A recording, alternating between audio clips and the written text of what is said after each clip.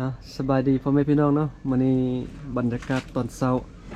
อยู่ที่เฮือนน้องเอียงเนาะอยู่บ้านนาโฮมเมืองแบงแขวงลำไสเนาะโอ้น้องเพิ่นตื่นเช้าหลายเด้น้องเพิ่นน่ะดูมันเนาะเช้าสนเผากระหมู่นี่ดูมันขนาดน้องเพิ่นตื่นนี่ประมาณจักโมงมื้อนี้4 โมง4โมงเนาะวัน4โมงปลายเบาหลังยังนอนบ่ทันตื่นเทื่อได้ยินเสียงน้องเพิ่นลุกมานึ่งข้าวพอดีว่าเบาหลังเดินทางมาดอยแล้วก็จะกลับบ้านเนาะมันค่ำมันมืดก็อันตรายเด้น้องสาวเพิ่นก็พอเพิ่นว่านอนพักผ่อนนี่ก่อนเนาะเพิ่นก็มานอนพักผ่อนอยู่เฮือนน้องสาวเพิ่นว่าโสดบ่ตอนนี้นะ สวัส โสดแท้ๆเนาะน้องสาวเพิ่นว่าโสดยังบ่มีคู่เทื่อเนาะสมมุติว่าอันมีคนสนเผาเราล่มหรือว่าอันพี่น้องทางฝั่งไทยแบบสนใจมักเขาแท้ๆแบบอยากแต่งงานจะนี่น่ะสิได้บ่ ได้ ได้เรื่องค่าดองนี่แพงบ่ค่าดองนี่ บ่แพง สมมุติว่ามาคลอดแท้ๆนี่ค่าดองนี่คำจักบาท คำบาทหนึง กับบาทหนึงเงินสดเนาะจักล้าน ประมาณ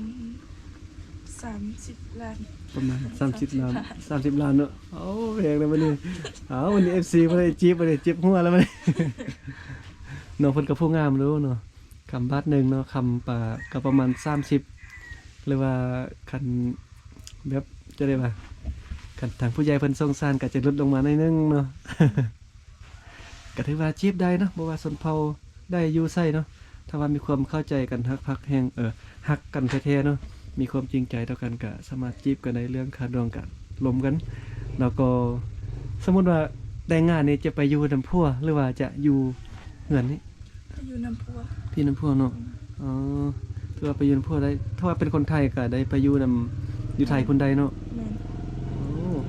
นึกว่าฮิตของแบบสนเผากระหมู่เฮานี่แต่งงานแล้วจะอยู่เฮือนเมียบ่แม่นเนาะ บ่ เขาสามารถลงเฮือนไปกับผัวได้เนาะบ่ว่าจะอยู่ไทยหรือว่าอยู่ไสก็ไปได้เนาะ ไปได้ ขึ้นกับความเข้าใจเฮาลมกันว่าเฮาเข้าใจกันว่าไปได้บ่เนาะโอ้ก็ดีเด้เนาะก็ถือว่าคือกันเนาะบ่ว่าจะเป็นเราลมหรือว่ากระหมู่กะยาสนเผาไทยกะยาเนาะคือกัน เวลาแต่งงานนี่ก็สามารถที่จะลงเฮือนอยู่นำกันได้ขึ้นกับความตกลงของเฮานะว่าจะไปอยู่ไสแต่ว่าตอนนี้เบิ่งกันไปกันบ่ ยกน้องสาวเพิ่นว่าน้องสาวบ่ดุมันขนาดเมื่อกี้เบาหลังนอนบ่ทันตื่นได้ยินเสียงอันพาฟืนดังไฟนึ่งข้าวน้องสาวเพิ่นลุกมานึ่งข้าวแต่เช้าเนาะอันนี้ก็แม่นข้าวเหนียวเนาะคนลาวส่วนใหญ่จะนิยมกินข้าวเหนียวพี่น้องทางฝั่งไทยส่วนใหญ่ก็นิยมกันกินข้าวเจ้าเนาะแต่ว่าภาคอีสานก็ส่วนใหญ่ก็เห็นกินข้าวเหนียวคือกันแต่ว่าข้าวเหนียวนี่จะเวลากินอิ่มนี่จะกุมดนกว่าข้าวเจ้าเด้ข้าวเจ้านี่กินอิ่มแป๊บหนึง 2-3 ชั่วโมงก็อยากกินตื่นแล้วข้าวเหนียวนี่กินโอ้กุมดนเนาะเป็นข้าวไห้บ่ข้าวนานี่ เข้านะ ข้าวนา บ่ได้เฮ็ดให้ ส่วนหลายอยู่บ้านน้องเป็นทุ่งเพียงเนาะเขาเจ้าจะเฮ็ดนาหลาย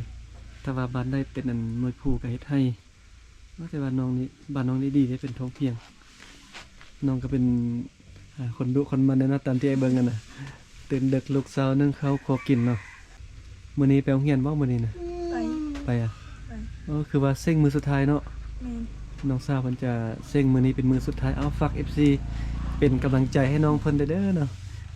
อันมีหยังจะฝากถึง FC ได้บ่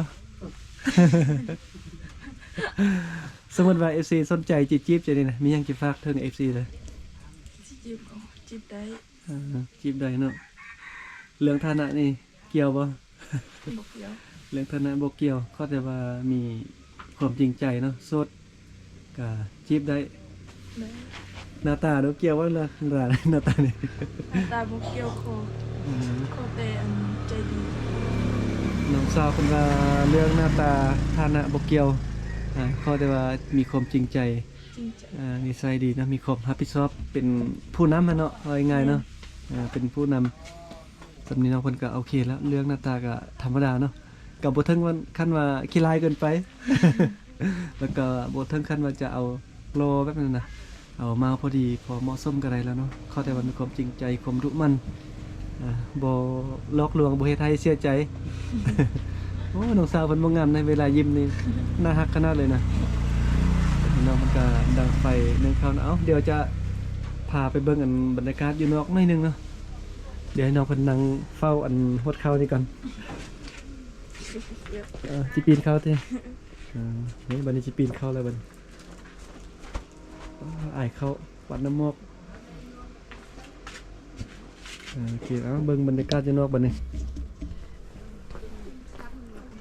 อันนี้ก็เป็นบรรยากาศอยู่นอกเนาะอยู่หน้าบ้านของเฮือนน้องสาวเพิ่นเป็นบรรยากาศตอนเช้าเบิ่งน้ำมอกเด้อ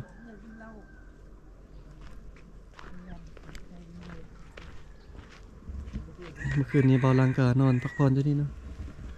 เพราะว่าจะกลับคืนมันก็ค่ำเมื่อคืนมันดึกนะอันตรายก็เลยมาแวะนอนเฮือนน้องสาวเพิ่นลืมบอกนะมี FC คนไทยอายคนหนึงนะเราถามว่าสมมุติว่าเฮาเป็นนักท่องเที่ยวบ่หรือว่าเฮามาเล่นมาเที่ยวอยู่บ้านเฮือนเพิ่นเวลามื้อค่ำมื้อคืนเฮาสามารถนอนพักผ่อนได้บ่ก็สามารถนอนได้เนาะแต่ว่าเฮาต้องมีบัตรประจำตัวหรือว่าพาสปอร์ตแบบนี้นะใบเพื่อยืนยันตัวตนว่าเฮาเป็นคนอยู่ไสเนาะเราต้องมาให้มันถูกตามระเบียบกฎหมายบ้านเมืองนะเบาลังก็มาฮอดแต่มื้อวานพุ่นเนาะประมาณ 4-5 โมงแลงมื้อวานว่าจะมาสัมภาษณ์น้องสาวเพิ่นแต่ว่าน้องสาวเพิ่นยังขาเซ็งแล้วก็ไปเวียกเด้แล้วก็มื้อนี้เป็นมื้อสุดท้ายเนาะที่น้องเอียงจะเซ็งนะสบายดีบรรยากาศตอนเช้าเพิ่นเห็นยังอยู่ตอนนี้เนาะ เดี๋ยวมาทักทายนิดนึงกันทักทายชาวบ้านนิดนึงกันโอ้เฮ็ดแกงนอบ่มื้อนี้น่ะอันนี้ต้มแล้วบ่นอนี่ยังเนาะยังต้มน้ำกันเนาะปอกปะมันนอหรือยังนี่นอคมอ่ะโอ้เสียบนอคมเนาะเดี๋ยวก็เบิ่งน้ำนิดนึงกันนี่นอคมเพิ่นมื้อนี้เฮ็ดแกงเนาะมื้อนี้เนาะเฮ็ดแกงนอคมโอ้ปัจจุบันนี้ก็ว่าหนาวแท้บ้านนี้น่ะหนาวค่อยนอนเมื่อคืน คดเลยหนาวแท้หนาวอ่ะหนาวแท้หนาวว่าจริงเข้ามาในกันบ่ไหวแล้ว เดี๋ยวกลับมาหาน้องมันก่อนเมื่อกี้นะกลับมาหาน้องเองคือเก่าเนาะเมื่อกี้ก็ไปเบิ่งบรรยากาศอยู่นอกบรรยากาศบ่ไหวแล้วอยู่นอกหนาวได้เข้ามาในเพราะว่าอยู่นอกมีน้ำมอกหลายนะกลับมานั่งกับน้องเอียงกันมาเบิ่งน้องเอียงอันดังไฟนึ่งข้าว ในซื้อเอียงนี่ผู้ใดตั้งซื้อให้พอเท่ามีความหมายบ่ซื้อเอียงนี่นะบ่มีไว้ตั้งซื้อม่วนเลยเนาะซื้อแท้ไปจังได๋กบเอียงคำซื้อแท้เป็นเอียงคำซื้อลิ้นซื้อเอียงโอ้ซื้อม่วนเนาะคนกับผู้งามมื้อนี้เบาหลังก็ดีใจเนาะที่ว่าได้เดินทางมาหาน้องเอียงได้มาสัมภาษณ์แล้วก็ได้มาเรียนรู้วิถีชีวิตเด้เรียนรู้วิถีชีวิตของน้องเอียงเนาะตอนเช้าให้ยังแดนนะน้องเพิ่นก็ตื่นเช้าเนาะหลังจากนึ่งข้าวพอกินแล้วน้องเพิ่นก็จะไปโรงเรียนเนาะไปเซ็งมื้อสุดท้าย